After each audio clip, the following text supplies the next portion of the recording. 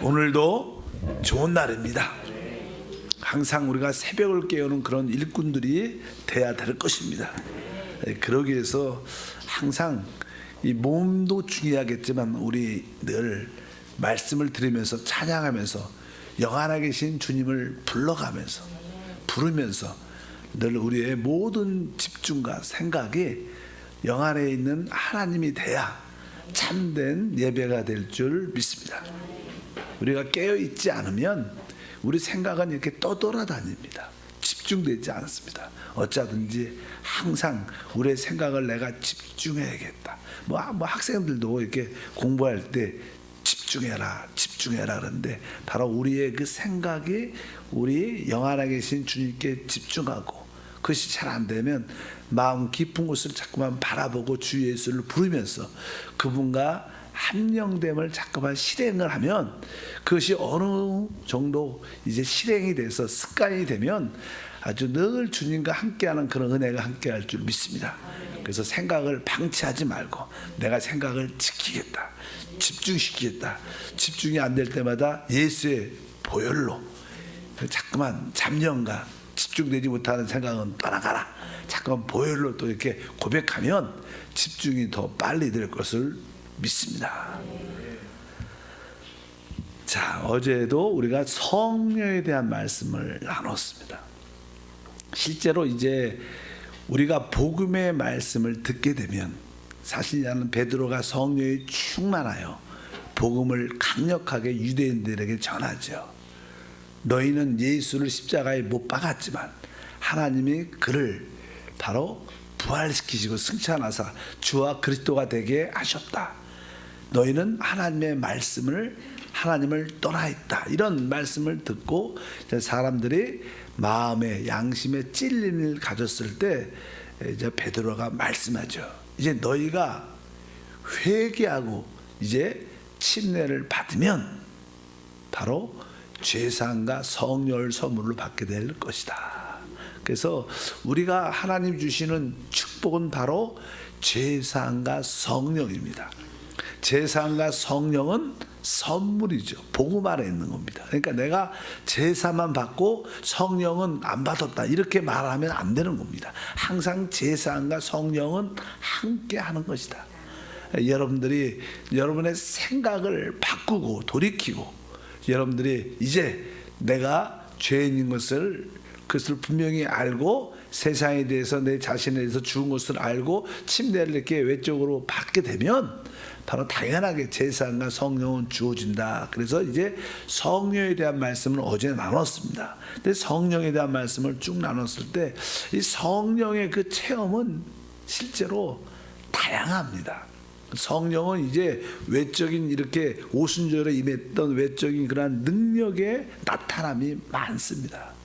우리가 요엘서 같은 경우에 보면 이제 말세에 하나님께서 이렇게 예언해 주셨죠. 한번 다 같이 읽어보면 그 후 내가 내 영을 만민에게 부어주리니 너희 자녀들이 장래일을 말할 것이며 너희 늙은이는 꿈을 꾸며 너희 젊은이는 이상을 볼 것이며 그때 내가 또 내 영을 남종과 여종에 부어줄 것이다. 이렇게 요엘서의 마지막 바로 오순절의 성령 역사가 임할 것을 주님이 예언해 놓으셨는데 이제 이 제자들 120명이 마가의 다락방에서 10일 동안 아버지께서 약속하신 성령을 사모하면서 뜨겁게 전심으로 기도하자. 오순절 날에 막 급하고 강한 바람 같은 소리가 있어. 뭐 불의 혀처럼 갈라지는 것이 각자의 머리에 있더니 그들이 다른 언어로 말하기를 시작하니라. 그러면서 그들이 성령 충만을 받고 밖에 뛰쳐나가 복음의 말씀을 베드로가 주도적으로 또 다른 사람들도 같이 함께 아멘하면서 할렐루야 하면서 복음을 전파합니다. 근데 그들이 성령 충만 받은 모습을 보니까 조금 이상한 거예요. 보통 사람들과 뭐 이게 세상 말로 말하면 조금 술 취한 사람처럼 말도 이상한 말, 방언, 알아듣지 못하는 이런 그런 말도 많이 하는 거예요. 또 그러나 어떤 분들은 외국에서 온 사람들은 자기 언어, 외국에 있는 그 언어로 말하는 것을 막 듣게 되는 거예요. 저 사람들이 절대로 우리가 옛날 뭐 다른 나라에서 쓰는 말을 알 수가 없는데, 그런 외적인 표현들, 아주 뜨거운 모습들, 얼굴이 이게 붉어진 모습들, 이러한 모습을 보면서 많은 사람들이 저 사람들이 세술에 취했나 보다, 술 취해서 대낮부터 술 취해갖고 왜 그런가, 이런 생각을 했을 때 베드로가 이제 그런 말을 하죠. 이것은 바로 요엘 선지자를 통해서 약속하신 예언의 말씀이 이루어지는 것이다. 그러면서 이들이 이러한 모습을 보이는 게 이렇게 외적으로 이렇게 얼굴도 붉어지고 밝아지고 새로운 말도 막 하고 아주 복음을 강력하게 아주 열정적인 그런 모습을 보면서 그들에게 그냥 베드로가 아까 말씀한 것처럼 이제 이 사도행전 2장에 보면 그 뒤에 얘기가 이는 곧 선지자 요엘을 통하여 말씀하신 것이 일렀으되 하나님이 말씀하시기를 말씀에 내가 내용을 모든 육체에 부어주리니, 여기 쭉 그런 예언의 말씀에 대한 이야기를 쭉 하면서 바로 이들이 이렇게 나타나는 것은 바로 요엘 선지자가 예언한 이러한 사실들이 이루어지는 것이다. 예언의 말씀이 이루어지는데 이들이 보이는 그런 외적인 모습들이 이런 것이다. 그러니까 이 의미는 다른 것이 아니라 이 성령의 역사는 다양하다는 거예요. 그러니까 동일하게 똑같은 사람이 똑같은 모습으로 은사가 나타나고 이런 것이 아니라는 겁니다. 그러니까 사실 실제로 우리들도 신앙생활 하다 보면 이제 구원은 받고 어느 날 성령의 임하심을, 성령 세례를 체험하게 되는데, 그럴 때 아주 사람마다 다양한 모습이 있어요. 어떤 분들은 방언도 하고, 어떤 분들은 일어나서 춤도 추고, 어떤 분들은 회개하고 울면서 이게 떼굴떼굴 굴르고, 어떤 사람은 찬양하면서 벌떡벌떡 뛰고, 아주 어떤 사람은 뜨겁게 다양하다는 거예요. 그것이 하나의 어떠한 모습으로 국한될 수 있지 않다. 그래서 우리는 항상 성령에 대해서 열린 마음을 가져야 됩니다. 저 사람은 왜 저렇게 방언할까? 왜 저 사람은 왜 저렇게 뛸까? 왜 저 사람은 왜 저런 모습을 갖고 할까? 왜 이렇게 어떤 교양 없이 할까? 이런 인식이 없어야 돼요. 성령은 주인, 하나님이시니까 성령이 하시겠다는 대로 우리는 인정하고 받아들이는. 또 사람마다 다 달라요. 또 성령 세례를 받는 사람들은 꼭 기도할 때만 받느냐, 꼭 통성으로 기도할 때만 받느냐, 사실 그렇지도 않아요. 그냥 묵상 기도하다가 어떤 분들은 받는 분도 있고, 어떤 사람은 말씀 보다 받는 사람도 있고, 어떤 분들은 그냥 주님을 이렇게 생각하다가 그렇게 하시는 간증도 참 많습니다. 또 어떤 분들은 부흥 집회 와서 아주 통성 기도할 때, 찬양할 때 받는 분도 있고, 다양합니다. 성령의 다양성을 인정해야 돼요. 우리는 그것을 인정하지 않아도 문제지만 또 그것을 기억해야 된다. 예를 들어서 우리 인자는 우리 하나님의 성에 우리 오순절 교단이죠. 우리 오순절 교단의 교리라 그래. 교리, 진리가 아니라 교리는 방언을, 성령 세례를 받으면 다 방언을 한다, 이렇게 돼 있어요. 근데 사실 그것은 나는 어떻게 보면 많은 사람들의 체험해 보면 맞지 않죠. 방언을 하지 않아도 성령 세례 받은 사람들이 있어요. 실제로 성령 충만한 사람이 있습니다. 그래서 이제 아주 우리 옛날에 미국에서 이 교단이 시작했을 때 나는 성령 세례에 충만한 체험을 하는 사람들 모여서 이제 교회를 시작하게 됐는데, 대부분 사람들이 방언을 하니까 성령 세례는 당연하게 방언해야 된다. 성령 세례를 받았는데 방언 안 하면 아직 그런 사람은 아직 성령 세례를 받지 않은 것이다. 이렇게 하고 교회 안에 이 두 부류로 다툼이 있었어요. 그래서 교회가 갈라졌어. 그래서 한쪽 판은 방언의 증거는 성령 세례의 증거는 방언이다. 그렇지 않다, 그렇지 않을 수도 있다, 이런 파하고 이렇게 나눠져 갖고, 근데 우리 쪽에 교회가 한국에 그냥 선교사님 오셔서 세웠을 때 우리는 이렇게 교단에 뭐라고 써냐면 성령 세례의 외적 증거는 방언이다. 교리는 그렇게 써 있습니다. 근데 실제 우리 조영희 목사님도 그렇게 막 강조를 일단 강하게는 하지 않지만 어찌하든지 여러분들이 성령 세례를 받으면 방언을 많이 합니다. 그렇다고 해서 방언 안 받았다고 성령 세례를 안 받았다 이렇게 말하면 안 된다는 거예요. 사실 우리는 좀 이렇게 성령의 그 은사의 다양성을 인정해야 돼요.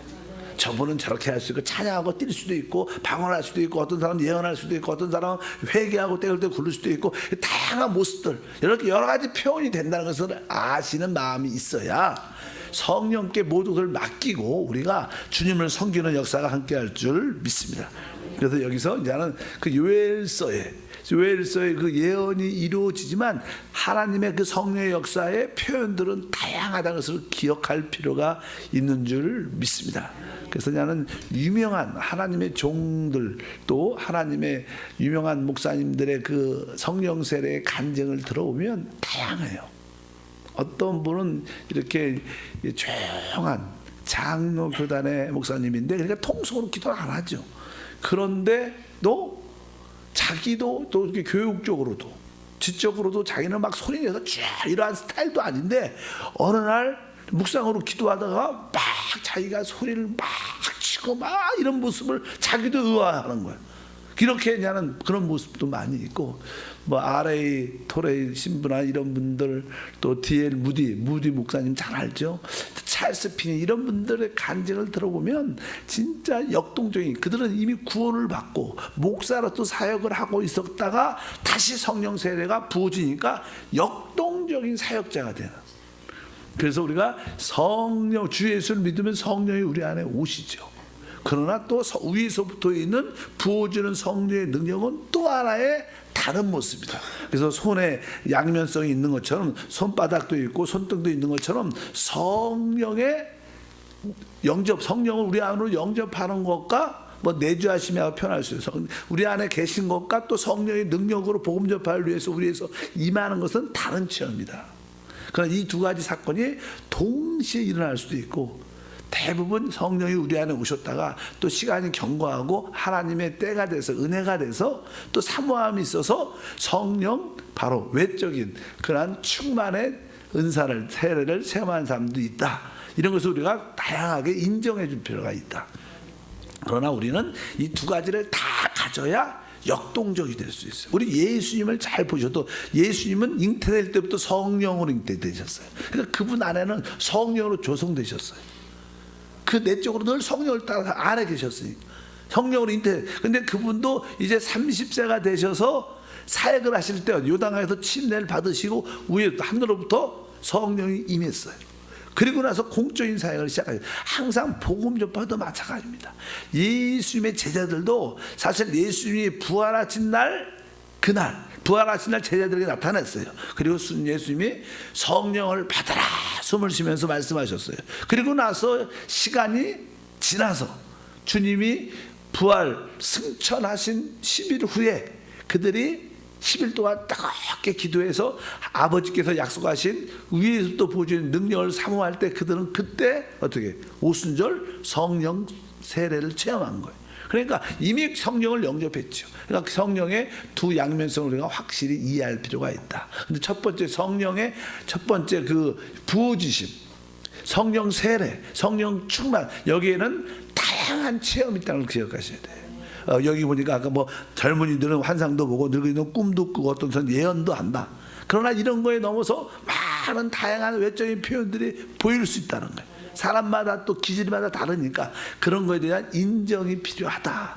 그래서 만약에 성령 부어짐, 성령 세례를 체험할 때 여러 가지 모습이 있을 때 우리는 격려해주고 더 하나님을 깊이 만날 수 있도록. 근데 사실 이 성령 세례의 핵심은 복음 전파에 대한 열성이 있습니다.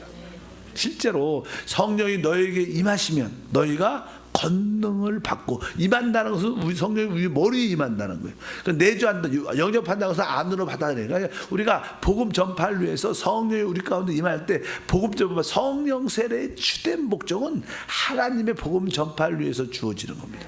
그래서 성령 세례 받은 사람들은 복음에 뜨거운 열정이 있고요. 영구원에 또 사람들을 볼 때마다 애통한 마음이 있어요. 사람들이 저 사람 구원 받아야 되는데 저 사람 지옥 가면 안 되는데 사람의 영혼에 대한 애통한 마음이 있는 사람들은 다 성령 충만 세례를 받은 사람들.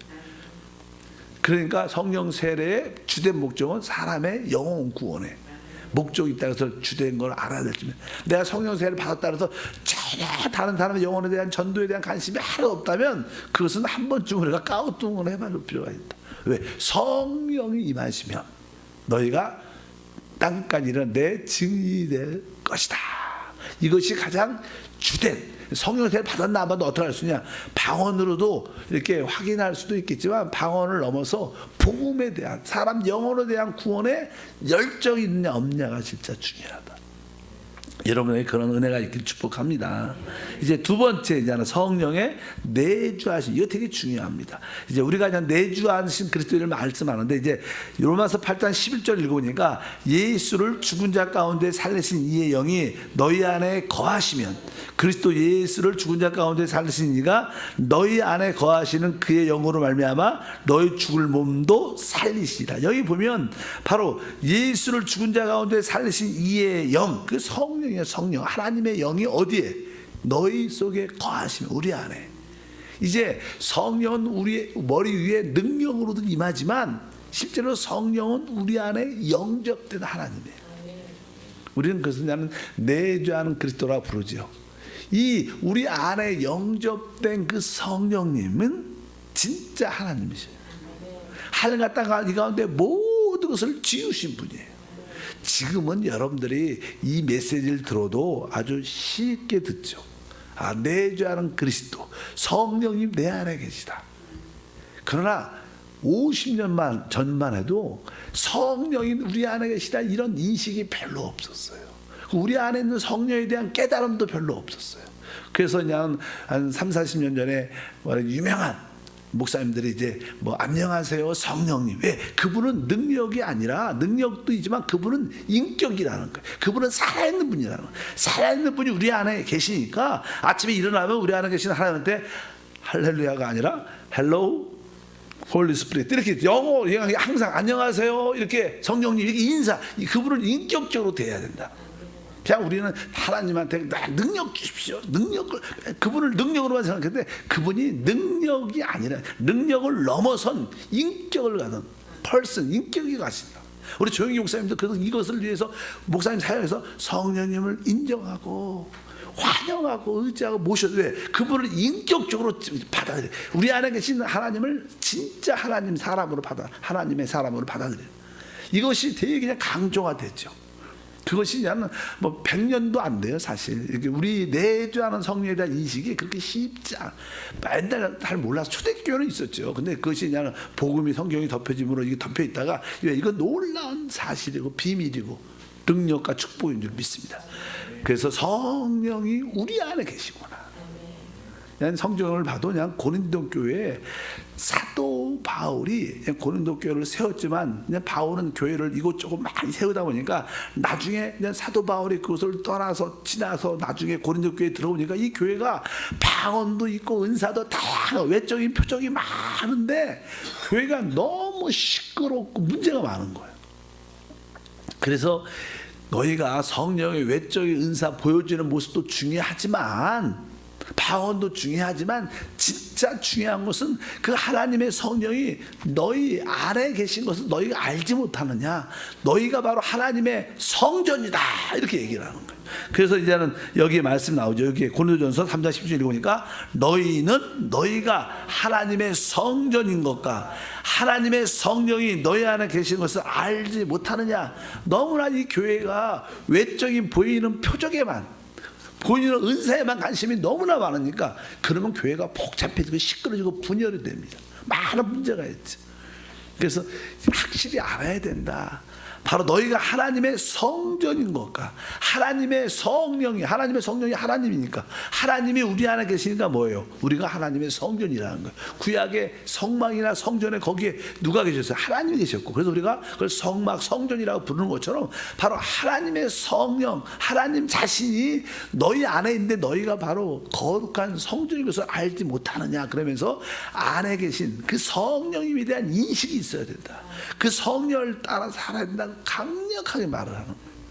이 시대도 그것이 필요한 줄 믿습니다. 종종 많은 성도들은 외적인 은사, 예언 이런 거 뭐 꿈, 환상 이런 거 쫓아다니는 사람 너무 많은 거예요. 이런 사람들은 정상적인 신앙생활이 안 됩니다. 실제로 나중에는 처음에 하나님의 그러한 은사를 주셔서 하나님의 살아계심을 이렇게 볼 수 있도록 체험할 수 있도록 처음은 시작을 하지만 그러나 우리 아이들도 종종 우리가 그냥 어딜 데리고 갈 때 뭐 안 가고 좀 그런 거 어떻게 선물 주면서 이거 주면 따라와, 이거 주면 내가 너 데리고 가고 병원 가면 이거 내가 뭐 줄게 하고 애들도 병원 안 가려고 그러냐. 그럴 때 뭐예요? 이거 이 사탕 줄게, 이 선물 줄게 그렇게 말하는 것처럼 그냥 이렇게 처음에 하나님이 깨닫게 해주는 그런 은사들인데 거기에 목표는 성령이 우리 안에 계시는 것이 목표다. 그래서 이 얘기를 쭉 하죠. 그러면서 우리가 이제 깨달아야 할 것은 우리 안에 와 계신 그 성령이 진짜 하나님인데 이것을 깨달아야 진짜 모든 염려와 근심과 두려움에서 해방될 수 있어요. 여러분 안에 계신 성령님은 하나님이시고 하늘 갔다가 이 가운데 모든 것을 창조신 진짜 우리 주님이셔요. 근데 그분이 내 안에 나와 함께 하는데 우리가 뭘 염려하겠어? 근데 이것을 사람들이 잘 안 믿죠. 지식으로만 알고 계세요. 왜 내가 승리한 크리스찬이 되고 어떤 사람은 실패한 크리스찬이 되느냐? 그것은 내주 아는 하나님에 대한 인식을 믿느냐 믿지 않느냐에 달려 있어요. 많은 사람들은 하나님이 내 안에 계셔 이것을 지식으로만 알고 지식으로 끝납니다. 근데 어떤 분은 진짜 내 안에 계신 하나님이 진짜 하나님이구나, 이분이 모든 것을 다 갖고 계시구나. 그러니까 이분을 어떻게 귀하게 느껴요. 여러분 귀하게 느끼기를 축복합니다. 여러분들이 처음에 옛날에 우리 한국 돈 5만 원짜리 나왔을 때 처음에 이게 5만 원짜리 이렇게 딱 갖고 있으면 그냥 기분이 좋아요. 호주머니에 넣고 야, 이 돈이 있구나. 근데 여러분들이 예를 들어서 그냥 5만 원짜리 돈하고 1억 원짜리 수표를 하나 갖고 있어요. 여러분 5만 원짜리 돈을 갖고 이렇게 나는 이렇게 다닐 때하고 1억 원짜리 수표를 딱 받았는데 갖고 다닐 지갑에 넣고 다닐 때하고 느낌이 어떨 것 같아요? 뭐 5만 원짜리, 만 원짜리 선물로 그냥 뭐 용돈으로 받았다 그러면 그래도 뭐 친구들하고 야 기분은 좋고 신나서 막 이렇게 돌아다니고 막 애들하고 얘기도 하고 뭐 이렇게 친구들이니까 뭐 게임도 하고 축구도 할 수도 있을 거예요. 재밌게 밝게. 근데 만약에 여러분들이 1억 원짜리를 딱 갖고 있다. 그럼 막 그렇게 막 뛰어다니고 막 놀고 막 그럴 수 있을까? 그러면 이거 있나? 확인 다시 한번 해보고 다시 한번 열어보고 여러분들의 행동은 무엇인가 다를 거예요. 여러분들이 5만 원짜리를 갖고 다니는 것과 진짜 1억 원짜리를 가지고 새벽 예배를 온다 그래도 여러분들이 말씀 들으면서도 한번 다시 한번 이게 있나 이게 확인을 할 수도 있을 수도 있어요.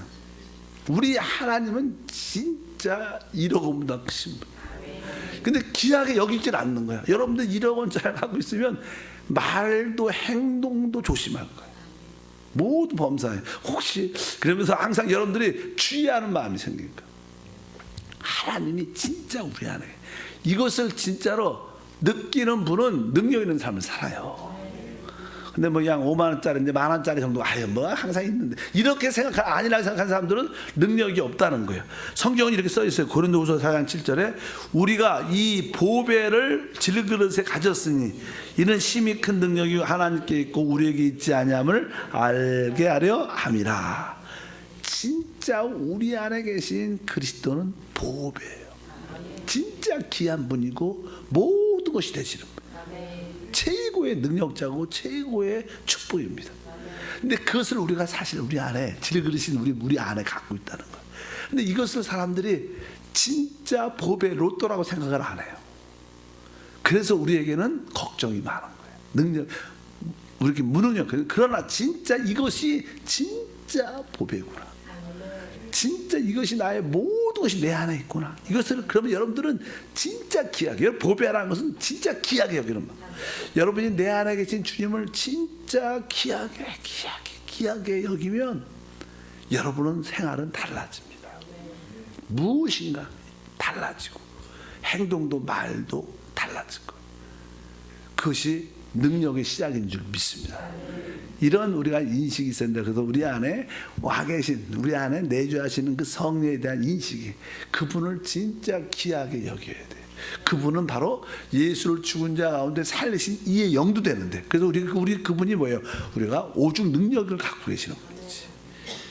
그분이 창조의 능력을 그분이 갖고 계시고, 그러니까 우리는 이 오직 능력을 가지신 그분을, 우리 안에 계신 그분을 날 바라보고 그분을 귀하게 여기고 그분과 함께하려고 하고 주님과 한영되기를 원하는 그러한 애통한 애절한 마음이 있으면 그분은 믿음이 있는 거예요. 진짜로, 진짜 믿음. 근데 그 자기 안에 그 보배를 갖고 있는데 별로 의식도 안 하고 별로 중요하지 않고 그냥 나를 자기를 살아, 자기. 우리는 그분을 사는 겁니다.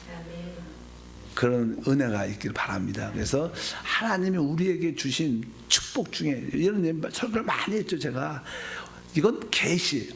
그분이 내 안에 계심이 눈이 열려야지 깨달아지는 거예요. 뭐 지식으로 알면 능력이 안 됩니다. 근데 그것이 계시가 돼야 돼. 그래서 우리가 첫 번째 계시는 예수가 그리스도이심이 계시돼요. 예수가 하나님이 약속하신 그 메시아 그리스도이구나. 또 하나는 그분이 어디? 내 안에 있다는 사실이 영적인 눈이 열려야 돼. 그러면 그때부터 우리는 달라져. 내 안에 계신 그 성령인 그리스도구나. 그럴 때 그분을 진짜 귀하게 여겨. 나를 사랑하사 나를 위하여 자기 몸을 버리신 하나님의 아들을 믿는 믿음 안에서 진짜 그때부터 믿음으로 사는 사람이 될 줄 믿습니다. 기도합니다. 하나님 감사합니다. 다시 한번 성령의 부어지는 외적인 능력을 넘어서 이제 그분이 우리 안에 생명과 능력으로 오신 하나님을 아는 귀한 믿음의 사람이 되게 도와주옵소서. 우리 안에 계신 그분은 참된 보배입니다. 우리 질그릇 안에 보배를 가졌는데 이 보배를 귀하게, 진짜 귀하게 여기는 믿음 있게 하셔서 그분을 인하여 모든 것이 통제되고 다스려지는 믿음의 사람 되게 하옵소서. 주 예수 이름으로 기도합니다.